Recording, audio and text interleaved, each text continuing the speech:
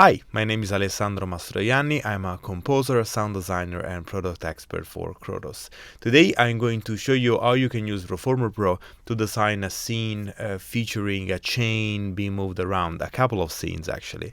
And for this project, we're going to use the Soundbits library Just Chains that you'll be able to find on krotosaudio.com.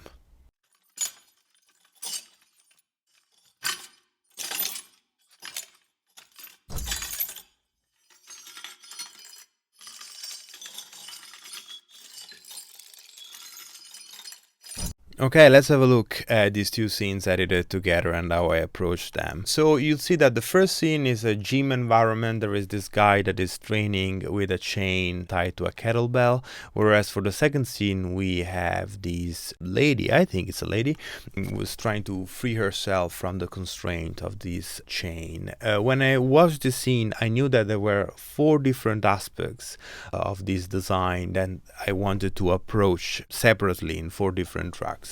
So even if Reformer Pro, it's great at this kind of stuff because it allows you to layer up different sounds in one single interface. I still wanted to approach the 4 source sounds in 4 different tracks. So I separated them. The first one deals with the rattling sound of the first scene where the chain movements happen in more short bursts, whereas the second one is a more long and continuous rattling of the chain because of the hands moving together.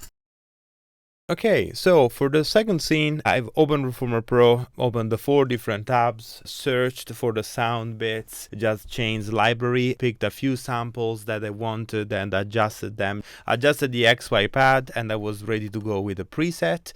I was sort of being my own Foley artist in that I would just use my voice and some vocalization to mimic what was happening on screen.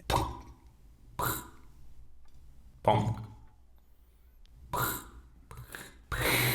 And you'll notice that there is a tiny bit of reverb, of course, and I've just done some editing and used some time shifting and time stretching to make sure that it would sync perfectly to the video.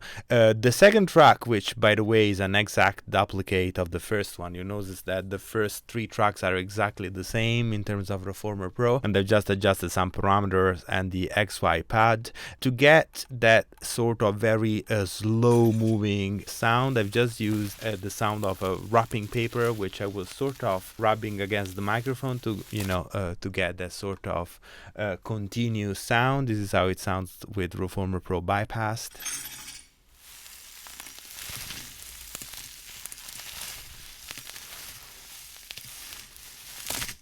And so the first 2 tracks, let's activate Reformer Pro for both. This is what you get.